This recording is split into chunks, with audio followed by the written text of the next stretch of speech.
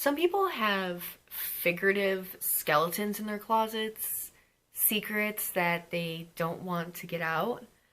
But drag legend Dorian Corey had a literal skeleton mummy in her drag closet. So how did it get there? Hey guys, welcome back to my channel, and if you're new here, thanks for stopping by. Today's a day that I'm really pumped for. I actually got my hands on the Bailey Sarian x Estate Cosmetics Venice Fling palette, and I'm pumped because these are a lot of fun shades, and they're actually super big pans too. Probably try and use some of this as like face contour, blush, whatnot. I also really enjoy things like story times and telling stories that maybe have happened to me or things that I find interesting.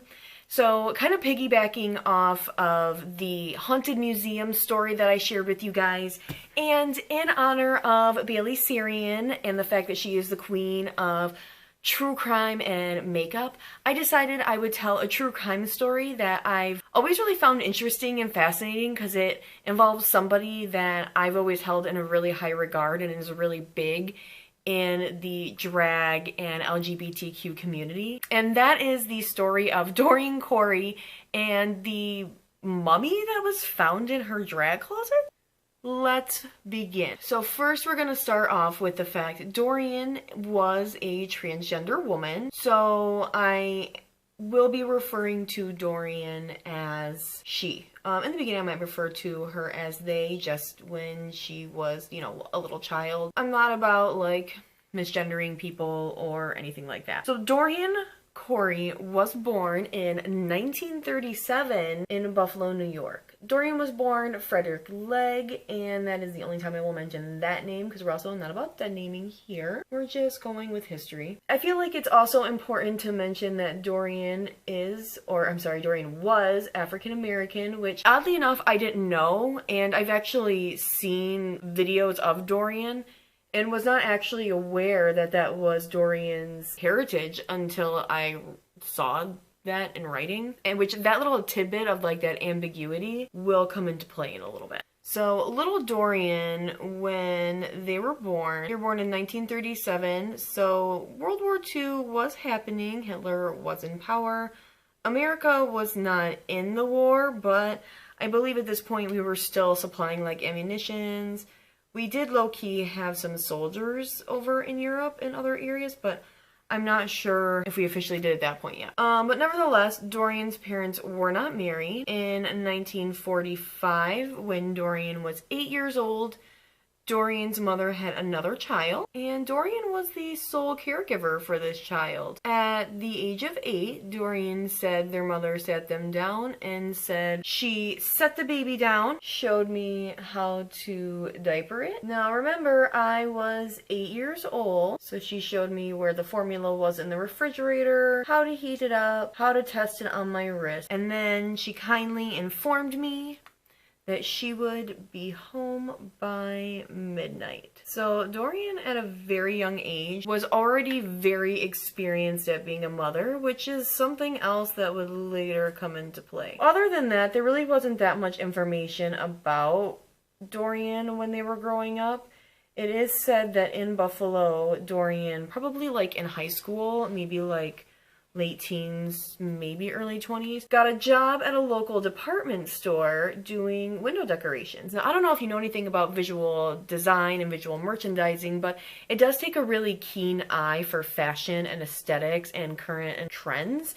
So Dorian really excelled at that job and really loved the world of fashion. Dorian decided that they were going to move to New York City, and they were going to go to Parsons School of Art and Design and study fashion. And that is exactly what Dorian did. Dorian moved to New York City and moved right into Greenwich Village. Now this is in the probably like the 40s and the 50s when beatniks and things like that were just starting to come around. The LGBTQ community was actually starting to get more of a voice, especially in that area.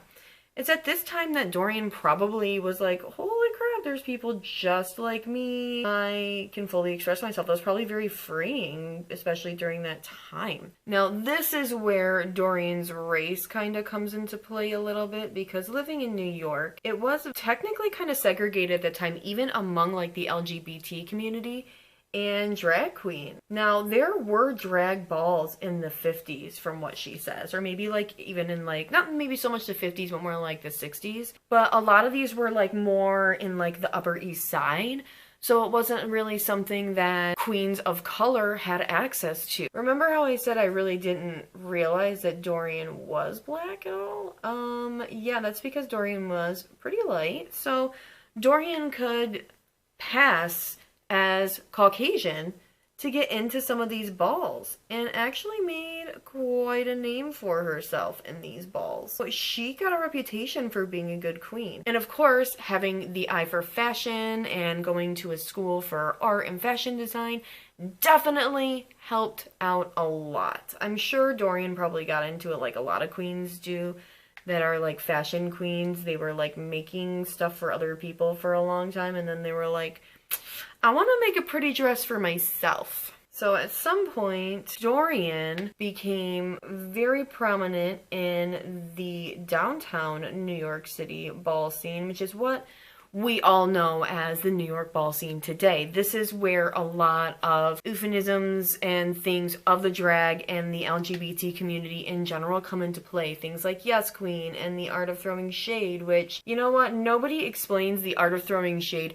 better than Dorian Corey, so I'm going to throw a quick little clip in here for you. Shade comes from reading. Reading came first. Reading is the real art form of insult. You get in a smart crack and everyone laughs and kikis because you found a flaw and exaggerated it, then you've got a good read going. When you are all of the same thing, then you have to go to the fine point. In other words, if I'm a black queen and you're a black queen, we can't call each other black queens because we're both black queens. That's not a read, that's just a fact. So then we talk about your ridiculous shape, your saggy face, your tacky clothes. Then reading became a developed form where it became shade. Shade is, I don't tell you you're ugly, but I don't have to tell you because you know you're ugly. And that's shade. Truly a queen, right? While she was building her kind of like empire into creating the balls, she also was instrumental in creating houses. Now, Dorian, of course, is the head of House of Corey. Now, a drag house is a house where lots of LGBTQ members of the community, generally, like, it's a mother and then, like, a lot of younger, like, maybe teens that have either been kicked out of their home or run away, come to, and then they have people like Dorian, who is their drag mother. Somebody who's there to nurture them, to help guide and shape them, you know, just help them through self-actualization, because let's be real, LGBTQ plus gay teens, transgender teens, everyone in between, they have really hard lives already, and then their families completely reject them, and some kick them out of their house, or some feel like they have to run away because they don't feel safe in their home anymore. And that's where drag houses come in a lot. There are lots of drag houses. House of Corey was one of the originals. And that's kind of where that whole nurturing thing that I hark back to with Dorian's younger sibling. At the age of 8, Dorian learned how to care for somebody. So when Dorian ended up having one of her drag children come in, maybe from a horrible experience that completely broke them, Dorian was the perfect person for them. Dorian knew exactly what to do and exactly how to help. The world kind of needed more people like Dorian, but then we get into the other stuff in a minute, so it makes that statement still kind of weird. Dorian was, of course, kind of on top of the New York City drag scene, and in the late 80s, she met a documentary filmmaker named Jenny Livingston. Jenny was very interested in the drag and LGBTQ plus community, so she started going to drag shows and drag balls because she wanted to see what it was all about, and she wanted to film a documentary. They met, and she actually filmed one of the most iconic films to date, which was also mine and a lot of people's, actually I would say millions of people's introduction to Dorian Corey, and they became instant celebrities. The interesting thing is parts of Dorian's interviews were literally done in this closet. This big, huge drag closet, which if you're a drag queen or like any kind of performer, honestly, you understand what I mean when I say drag or costume closet. Like, this is where this girl gets done. This is where all of her drag lives. This is where all of her clothing, all of her makeup, the lights, the fantasy, it begins here. So Paris is Burning is set to rave reviews. People love it. These guys are instant icons, and they go on TV tours, movie tours, Sundance. They're famous. They're everywhere. I totally didn't finish the word Sundance. Whatever. So the film Paris is Burning came out in 1990. Of course, people loved it around the world. They were international celebrities, you know. Willie Ninja, actually, I believe, is the one who taught Madonna how to Vogue, and maybe in the Vogue video. Not sure. It's definitely somebody from House of Ninja, though. Tragedy struck when in 1993, Dorian unfortunately passed away from complications of AIDS, which is a really big epidemic. It still is, but it was very scary back then, especially because there wasn't a lot of knowledge. Dorian had made an arrangement previously with a friend, a Lois Taylor, that in the event of her passing, which I feel like she kind of knew was going to happen, her health and whatnot were declining a lot, she could have anything she wanted out of her drag closet and anything else, sell it, keep the money, do what she needed to do. Lois Taylor was like, heck yeah. Dorian's costumes were iconic. Literally, at one point, Dorian had created a cape, a gold cape that was so big, it took up the entire ballroom floor.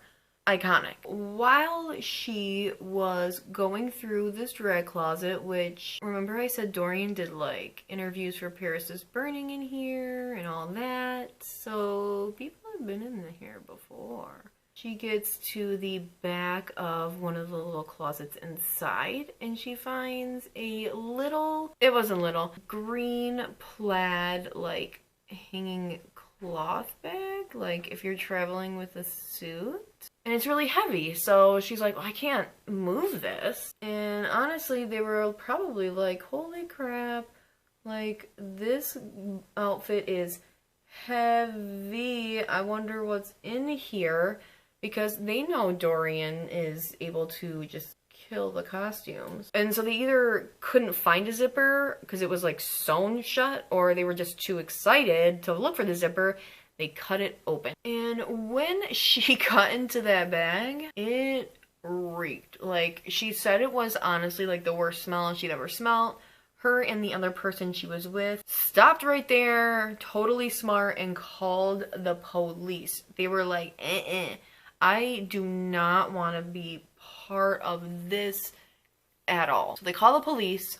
Police show up. So when police open up this bag, they find a half decomposed, half mummified body. It was not easy to identify him because he was partially decomposing. He was wrapped up in the fetal position. The mummified remains were wrapped in naugahyde, which is like a, you know, cheap fake imitation leather that was used a lot at the time, which, not surprising, a costumer would probably have that kind of stuff lying around. And saran wrap. The mummy had on only boxers and one sleeve of a shirt, and in the bag there were a bunch of old beer can pull tabs. Can tabs that were from the 1960s, but aren't really used today. So that kind of indicated to them that this body had been in there for a while.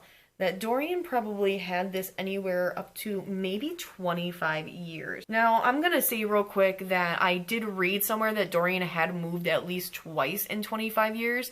That means that Dorian took the body with her to multiple apartments. How do you do that? Like, oh my god. So detectives and forensics said because the fact that it was wrapped in naugahyde and saran wrap, it created a lot of an airlock, but air was still able to get through, which is why it was partially decomposing. But it was basically like a mummy quote, like the body was sort of floating around in its own soup.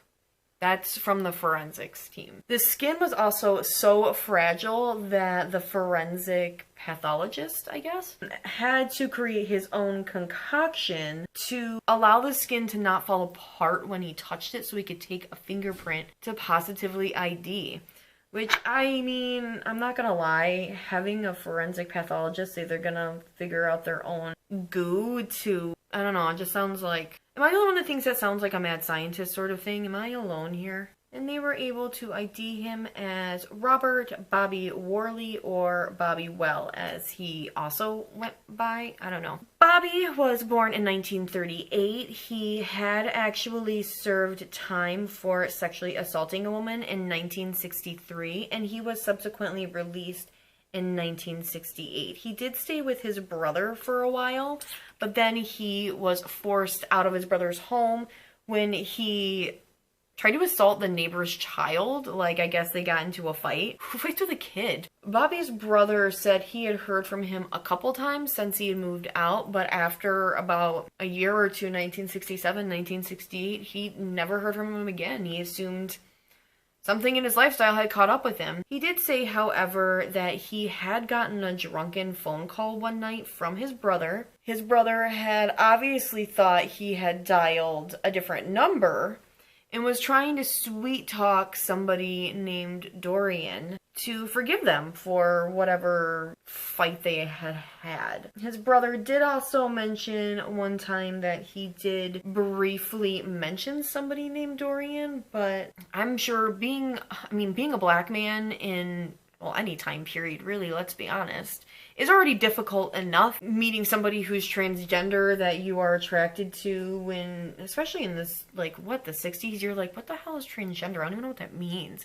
Does it mean I'm gay? What is this? It would be very confusing as well. So there are a few theories as to what actually happened, how Bobby ended up being a mummy inside one of the most famous drag queens ever's drag closet. Now, there was a rumor that there was a note found pinned to Bobby that said, "This poor bastard tried to rob me, so I shot him," but police later said there was no note taped to the body at all, and honestly, if there even was, it probably would have been all saturated in the human soup. That's so gross. Ew. Somebody else said that they had been given a short story by Dorian where it was about a transgender woman who was forced to undergo surgeries by their partner, and they killed them in revenge. And this honestly seems like the more likely scenario, especially after I saw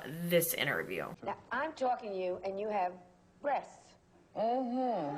So, have you had a sex change? Mm-mm. No. Don't want one. You don't want one? Mm-mm. No. For what? Too late now. Well, but you want the breasts. That was for stage, you know, and sometimes I regret I did it because it was a case of that. When I did it, I was in show business, and it added to my performance on stage. You know, I had great, wonderful, wonderful. Yeah. Now I'm sort of on the other end, and I'm more out into things, and what it means is that You've always got to be I dressed. can't go to the supermarket without using a powder sponge and things. I mean, with all that bit of information, and even if that story isn't real, like, that kind of indicates to me that probably some sort of fight broke out, and maybe because Bobby was uncomfortable with the fact that the person that he cared about actually wasn't feminine looking to them, it, like, scared them. They had a hard time accepting it. It's hard to find a secure man, am I right, ladies? And I mean, that story combined, it just makes more sense, you know? Like, she was with somebody who was being very abusive to her. She probably felt pretty trapped. Also, being a black woman in the 60s in Harlem, trying to report some sort of crime. In fact, being a black trans woman, I feel like police probably wouldn't have taken a lot of what she said very seriously. Honestly, regardless of, I mean, think about, like, how hard it is for people now. I mean, that fear is very real today. Probably even 10 times more scary and confusing back then. I didn't want to say it till I was done, but I think this might be the first time in a long time I have not gotten like mascara on my face. Sorry, I popped off camera to do like my eyebrows and my mascara and stuff. Anyway, that is the story of Miss Dorian Corey. Drag legend, icon, and murderer. Alright guys, thanks so much for joining me today, and thanks so much for watching me play with the Bailey Sarian X Estate Cosmetics Venice Fling palette. I had a good time. I really like it. I did actually use some of it on my cheeks too. I'm into it. Thank you so much for joining me today. Please don't forget to like, subscribe, and hit the Taco Bell icon so you get a notification every time I post a video. I look forward to seeing you guys next time. Bye! Like a literal skeleton. What? Well, it wasn't really a skeleton. It was actually kind of like a mummy. But it was still in her closet.